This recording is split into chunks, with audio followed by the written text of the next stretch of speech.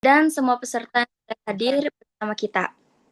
Sebelum memulai, saya mohon kepada semua peserta untuk mematikan mikrofon selama pemaparan materi, dan jikalau ada yang ingin bertanya, tolong menggunakan fitur raise hand atau chat. Dan jangan lupa untuk mengisi link presensi yang sudah kami berikan. Baiklah, tanpa berlama-lama lagi, mari kita mulai Zoom ini. Kepada Natasha, kami persilahkan.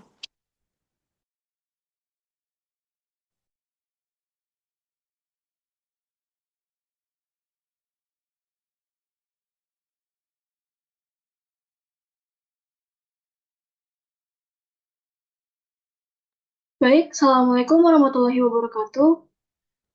Waalaikumsalam Waalaikumsalam. warahmatullahi wabarakatuh.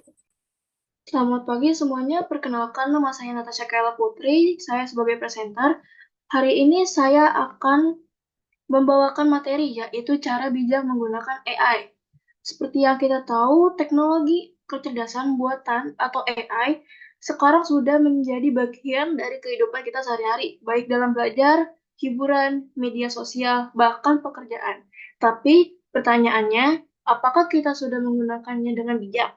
Nah, di presentasi ini kita akan bahas bersama, yaitu pengertian AI, manfaat AI dalam kehidupan sehari-hari, resiko penggunaan AI tanpa bijak, prinsip bijak menggunakan AI, contoh bijak menggunakan AI, dan hal yang perlu dihindari. Saya harap teman-teman semua bisa mengikuti dengan semangat dan juga bisa berdiskusi nanti di akhir sesi. Terima kasih dan selamat menyimak.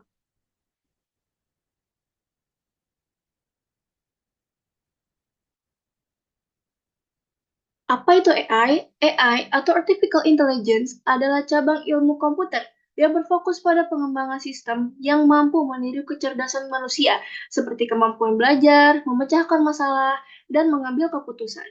AI memungkinkan mesin untuk melakukan tugas-tugas yang biasanya membutuhkan kecerdasan manusia.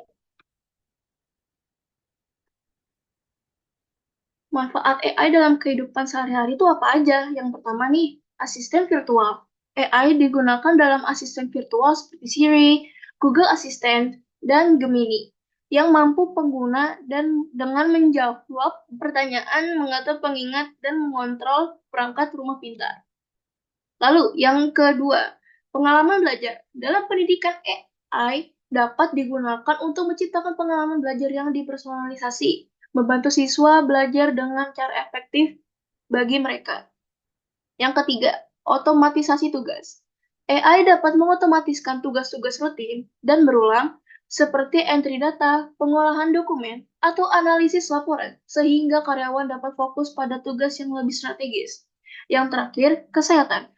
AI juga bisa digunakan dalam diagnosis medis, analisis gambar medis, dan pengembangan obat, membantu profesional kesehatan dalam memberikan perawatan yang lebih baik dan lebih cepat. Prinsip bijak menggunakan AI apa aja nih? Yang pertama, keberlanjutan. Penggunaan AI harus mempertimbangkan dampak lingkungan dan sosial teknologi. Harus dikembangkan dan diterapkan dengan cara mendukung keberlanjutan dan kesejahteraan masyarakat. Yang kedua, keterlibatan manusia. Meskipun AI dapat mengotomatiskan banyak tugas, penting untuk memastikan bahwa manusia tetap terlibat dalam proses pengambilan keputusan, terutama dalam situasi yang mempengaruhi kehidupan dan kesejahteraan individu.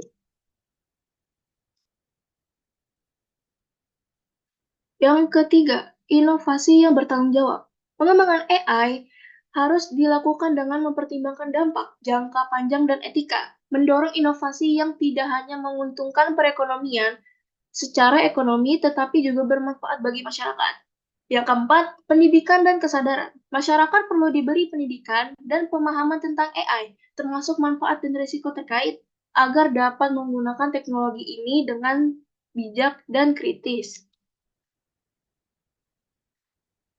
Lalu resiko penggunaan AI tanpa bijak tuh kayak gimana? Yang pertama nih, penurunan kemampuan berpikir manusia.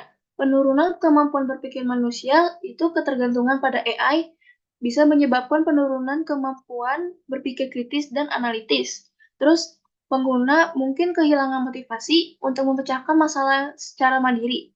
Dan anak-anak dan siswa yang terbiasa menggunakan AI untuk menyelesaikan tugas dapat mengalami kesulitan dalam belajar secara mandiri.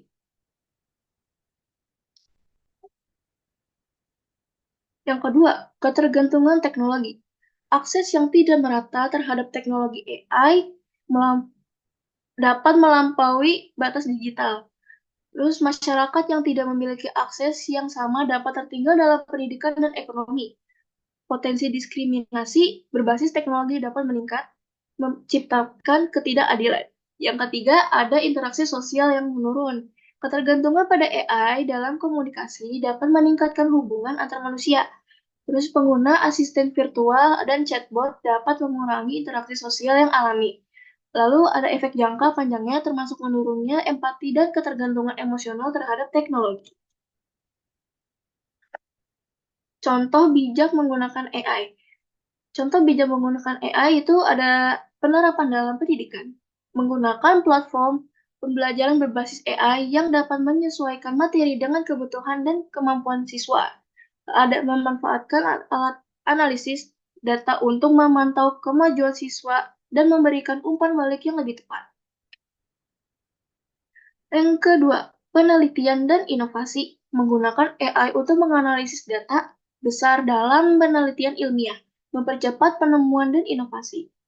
Ada memanfaatkan algoritma AI untuk memprediksi hasil eksperimen dan mengoptimalkan proses penelitian. Yang ketiga, keberlanjutan lingkungan.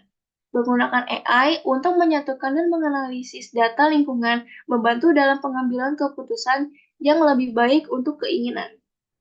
Memanfaatkan teknologi AI dalam pengolahan sumber daya alam untuk mengurangi limbah dan meningkatkan efisiensi.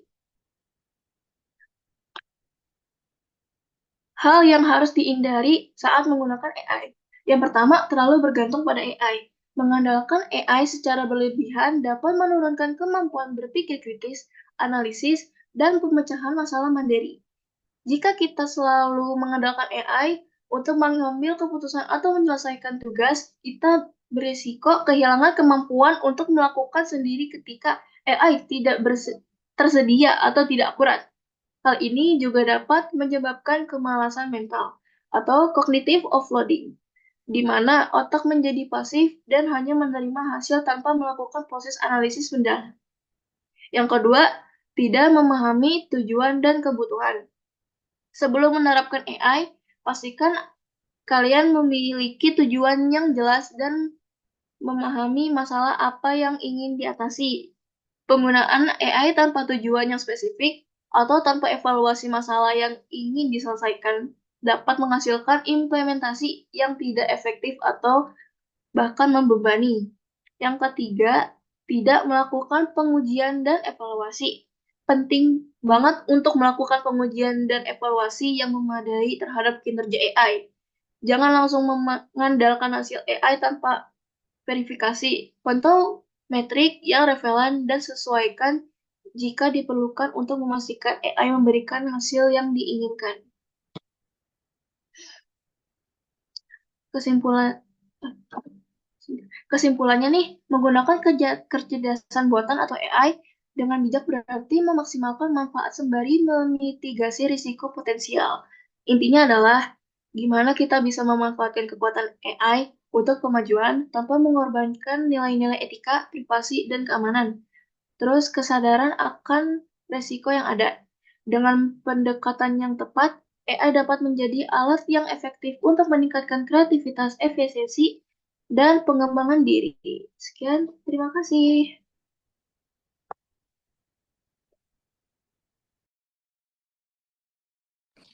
Oke, baik. Terima kasih kepada Natasha atas pemaparannya yang luar biasa. Sekarang kita masuk ke sesi tanya jawab. Bagi peserta yang ingin bertanya, silakan gunakan fitur raise hand atau tuliskan pertanyaan di kolom chat. Apakah ada yang ingin bertanya atau ada yang ingin share pendapatnya?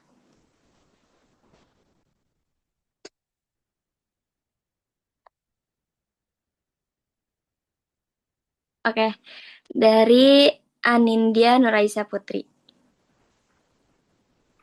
Oke, jadi saya ingin bertanya, menurutmu apa resiko jika seseorang terlalu bergantung pada AI dalam belajar.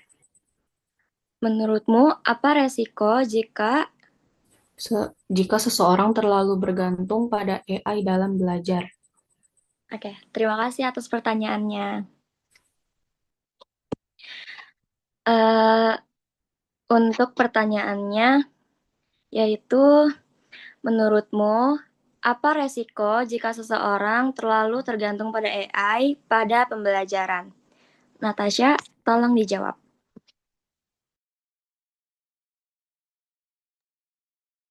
Oke, tadi kan pertanyaannya menurutmu apa resiko jika seseorang terlalu bergantung pada AI dalam belajar? Nah, resikonya tuh yang pertama menurunnya kemampuan berpikir kritis dan pemecahan masalah. Jika seseorang terlalu sering mengandalkan AI, itu bisa jawabannya instan, mereka cenderung akan kehilangan motivasi untuk melakukan analisis mendalam, meneliti secara mandiri, atau berpikir secara kritis. Ini tuh bisa kayak menghambat perkembangan intelektual dan kemampuan mereka dalam memecahkan masalah kompleks tanpa bantuan teknologi. Terima kasih. Apakah sudah cukup jawabannya Ya, untuk sudah. Anindya? Terima kasih. Pertanyaan kedua dari Hanung. Apa dampak positif menggunakan AI?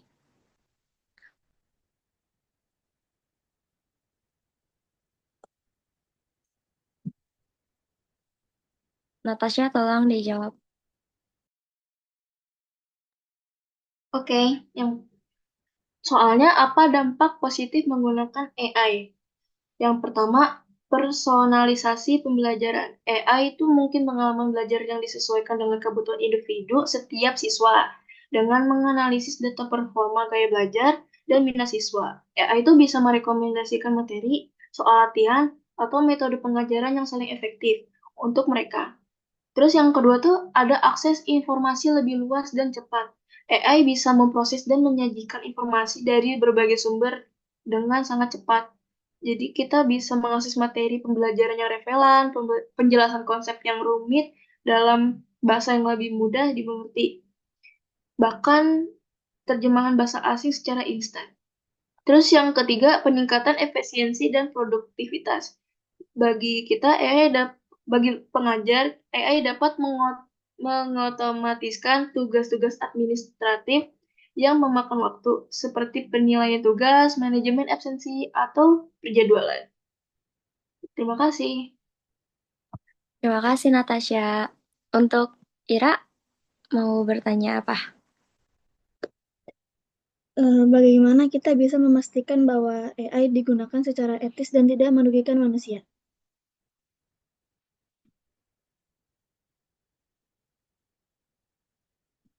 Bisa diulangin? Maaf ya. Bagaimana kita bisa memastikan bahwa AI digunakan secara etis dan tidak merugikan manusia? Oke, sebentar. Terima kasih untuk pertanyaannya. Jadi pertanyaannya itu, bagaimana kita bisa memastikan bahwa AI digunakan secara etis dan tidak merugikan manusia? Untuk Natasha, silahkan dijawab.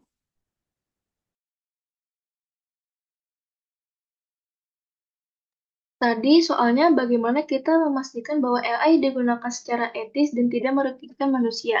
Nah, ini ada transparansi dan akuntabilitas. AI harus bisa dijelaskan dan dipertanggungjawab. Terus ada melindungi privasi data pengguna, menghindari bias dalam pelatihan dan penggunaan energi. Lalu ada membuat regulasi dan pengawasan oleh pemerintah dan lembaga independen, dan yang terakhir mengedukasi masyarakat agar memahami manfaat dan risiko AI. Terima kasih. Terima kasih. Ini ada pertanyaan lagi dari Cucu Farah Fauzia, bertanya tentang apa saja jenis-jenis AI.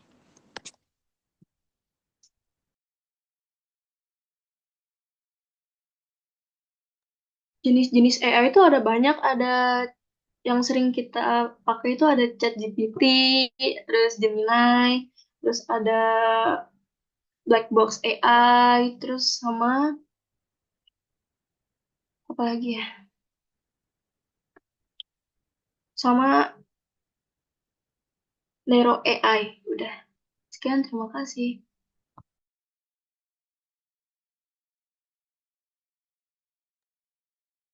Oke, ini untuk pertanyaan terakhir ya. Dari Kalista. Bagaimana AI dapat berkontribusi pada kesenjangan sosial? Natasha, tolong jawab. Mohon maaf, bisa diulangi lagi? Ya, jadi pertanyaan itu, bagaimana AI dapat berkontribusi pada kesenjangan sosial? Oke, jawabannya tuh akses yang tidak merata, orang kaya atau berpendidikan tinggi lebih mudah mengakses teknologi AI, sedangkan kelompok miskin atau terpencil tidak. Akibatnya mereka yang sudah maju makin cepat berkembang, sementara yang tertinggal makin tertinggal.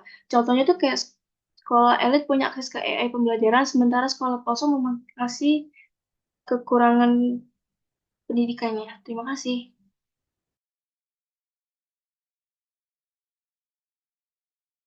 Terima kasih, Natasha. Apakah sudah ada yang ingin bertanya lagi?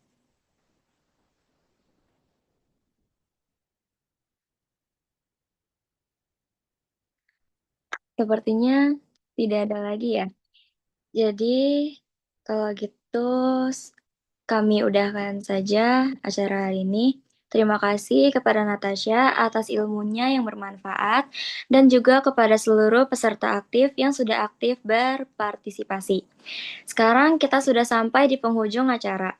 Mohon maaf jika selama memandu acara ini saya ada salah kata atau kurang berkenan. Semoga materi hari ini bermanfaat untuk kita semua. Baik, saya kembalikan lagi kepada host, yaitu Wildan. Untuk Wildan, saya persilahkan. Sampai jumpa di acara selanjutnya. Wassalamualaikum warahmatullahi wabarakatuh. Waalaikumsalam. Waalaikumsalam warahmatullahi warahmatullahi wabarakatuh. Terima kasih kami ucapkan kepada Natasha Kaila Putri atas presentasinya, serta kepada Zelia Anandita Rianto yang telah memandu acara dengan sangat baik. Kami juga menyampaikan terima kasih kepada Bapak Aditya Dwi Nugroho SPD, Bapak Dr. Agus Rohiman MPD, dan Bapak Nasuha Z MPD.